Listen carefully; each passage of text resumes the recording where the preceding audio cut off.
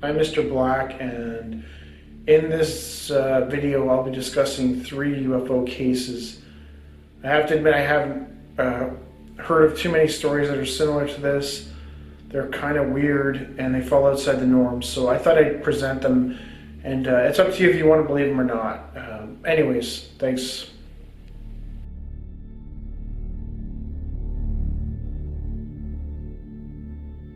February 1965, Westboro, Massachusetts. A man awakens to the sound of his black Labrador dog whimpering. He sits up and realizes that he's freezing and isn't sure why. Assuming his dog needs to go outside to the bathroom, he reaches down to pet him on the head and realizes his fur is wet. Even stranger, the man discovers his shoes are also wet. He makes his way to his front door, but his dog doesn't want to go outside. He resists. When he attempts to push him out, the dog backs up and continues to whimper. This is when the man observes something that startles him. I noticed it had snowed a couple of inches. Then I saw the footprints leading from the door to the edge of the road. They were my footprints and the dog's footprints alongside.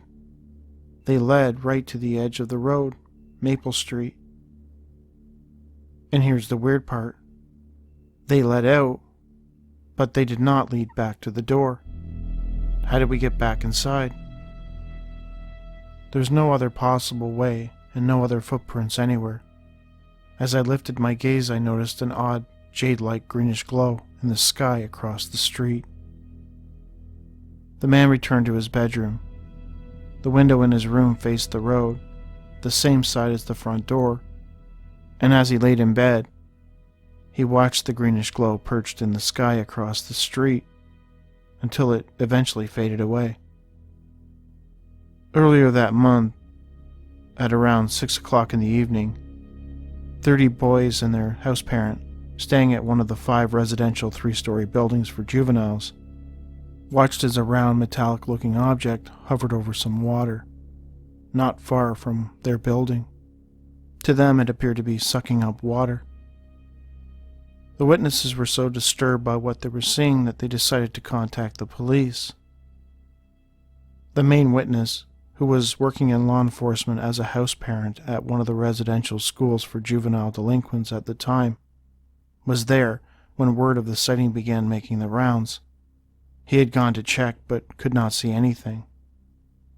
Witness began to wonder if his strange encounter and the earlier sighting of the object by the juveniles somehow connected. If the 2 of us had been sleepwalking, there should have been tracks back into the house. Was this a UFO encounter? I strongly think it must have been, as there had been an incident at the residential school where I worked, and where, at one of the buildings, a group of students and their house parent witnessed a strange object hovering over a body of water. They reported it and were later interviewed by official visitors who had them sign papers promising secrecy. So although we knew they had seen the object, and some others from another building had also seen it, they could no longer talk about it. I had seen reports in the paper and the explanations that followed those reports. So many different explanations that eventually I no longer believed any of them. My own explanation being that our government must be keeping new technology secret as a matter of national security, but that doesn't explain what happened to me. It's been so long since any of this happened that I would like to say that I no longer care or so what or something. But curiosity always arises, and I always wish I could figure out that greenish glow. A very special odd shade of green that haunts me, and the footprints that went out didn't come back, and my dog's strange behavior, and being wet and cold. When I read this case, I thought it was interesting because it definitely sounds like something else happened that night. The fact that they were both wet, the fact that the tracks led away from the house and they didn't come back, it just sounds like something else might have happened that night that the witness can't consciously recall. Were they taken and then brought back? Possibly. There are abductees who describe passing through ceilings or passing through walls. I have to wonder if that's what happened in this case. Maybe he had let the dog out earlier and they saw a light and they had walked towards it, possibly to investigate it. I don't know. And they were taken then. I don't know. It sounds like his memory was definitely wiped, or he has no memory of the event. With regards to the other part, were the two events related? Was he just happened to be at work the same night that this object was sighted by a group of people in a building away from him? He didn't see the object, but he wondered if the two events were connected. His being taken and this sighting that occurred. I don't know. Were they connected? I have no idea. It could be just a coincidence. I don't know.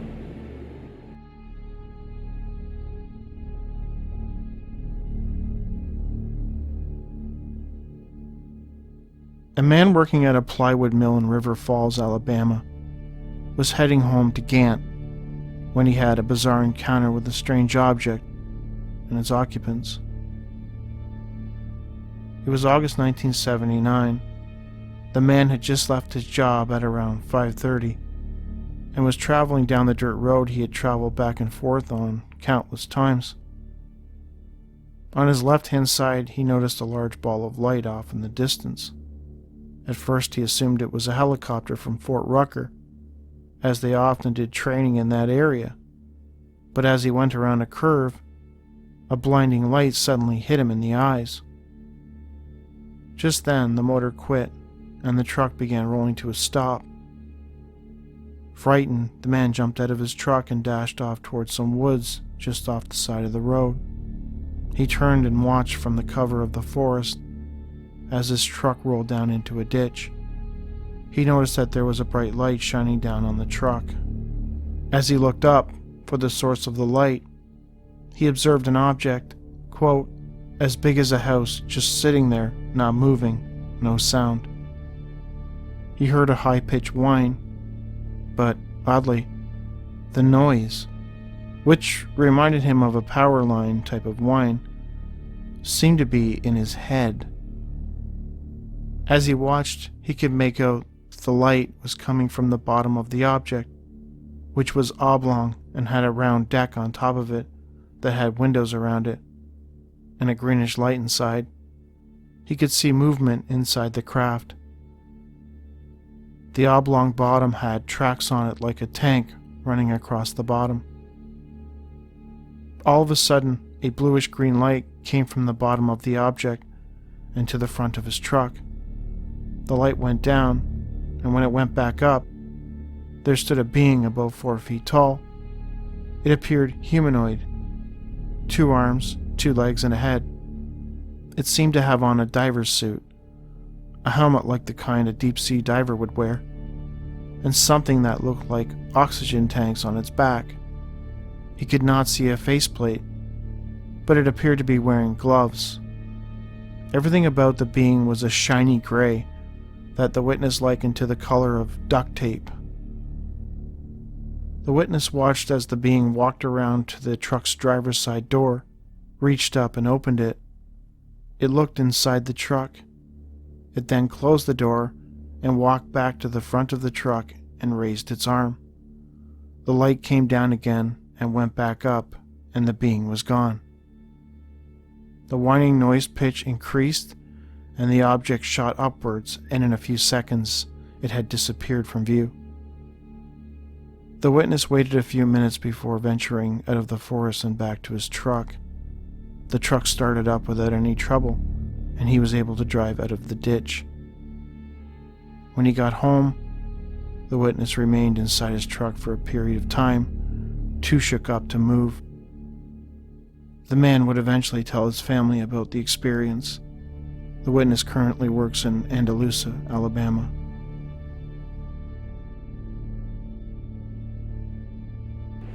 I like this case because it sounds like the witness had gotten away in the nick of time right before they were possibly going to abduct him. I don't know.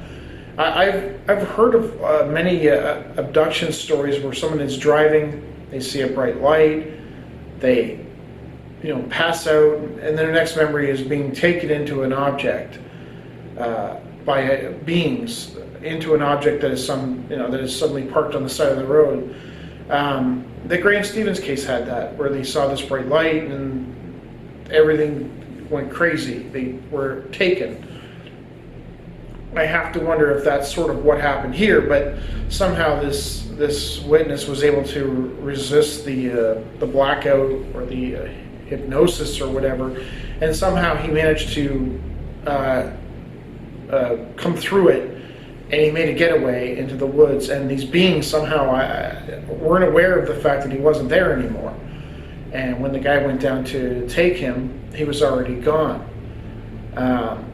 And they just didn't bother to look for him. Maybe they assumed that he was so far away at that point that there wasn't much point. I don't know. Or maybe the whole point of it was that they were testing him and wanting to see what he would do.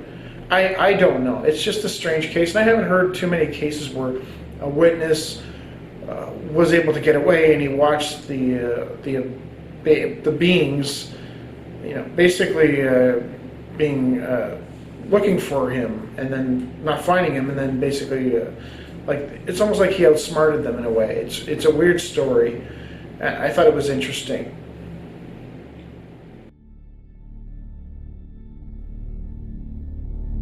In 2007, an 11-year-old boy in Luxor claims he watched as a UFO crashed in a field not far from his home. He decided to go and investigate.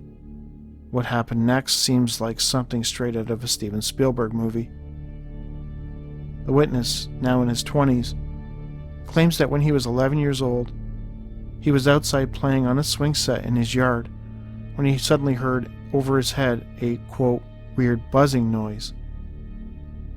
When he looked up, he was surprised to see an orange-colored, disc-shaped object moving downward across the sky.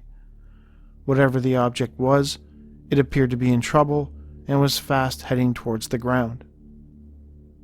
The witness could not believe it when the object crashed down into a field behind his home, exploding upon impact. Jumping out of his swing, the witness rushed across the field, whereupon he found shattered pieces of the craft strewn about the ground. I began moving the pieces. As I did so, I found a strip with strange symbols markings carved inside. I still have it today. The witness also made another shocking discovery. A body. Though this body was unlike anything he'd ever seen before. He noted that it was humanoid in appearance, though its skin was grayish-green. It also had, quote, huge black eyes. He soon realized that the strange being was deceased, possibly killed in the crash. Though he did not clarify how, the witness does claim that he left the field and attempted to notify authorities, but they, for whatever reason, did not believe he was being sincere. At some point, the witness returned to the crash site and made the decision to bury both the body and pieces of the craft. He kept only the strip with the strange symbols markings on it, and still has it to this day. This is one of those cases where, is it true? I don't know. It was reported on UFOevidence.org. I don't know if the story is true or if it's just some kid making up stories, but the kid said that he said it was true. He said he never told anyone about it. He never told anyone about the being, the crash. He said he never told anyone about the burial site. So it's possible that it's still there if this witness is telling the truth. I just find it a little hard to believe that something like that could happen without other people, either military people or other people, if you know what I mean, that generally show up after something like this happens. how this could happen without somebody else knowing about it.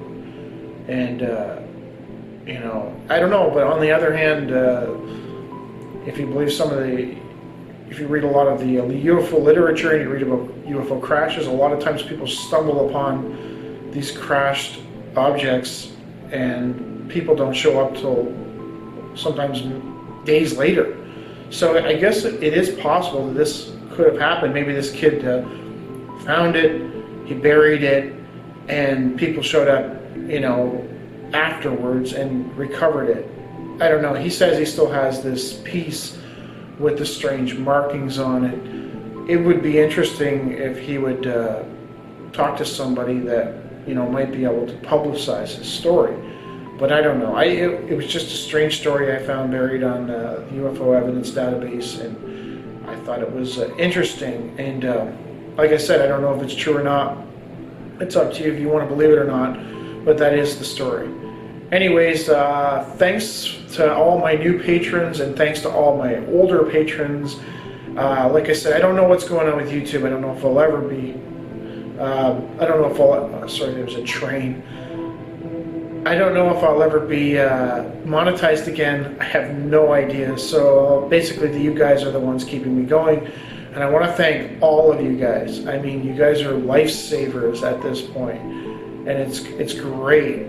So thank you so much. Like I said, to my old patrons and my new patrons, thanks so much. Okay, later.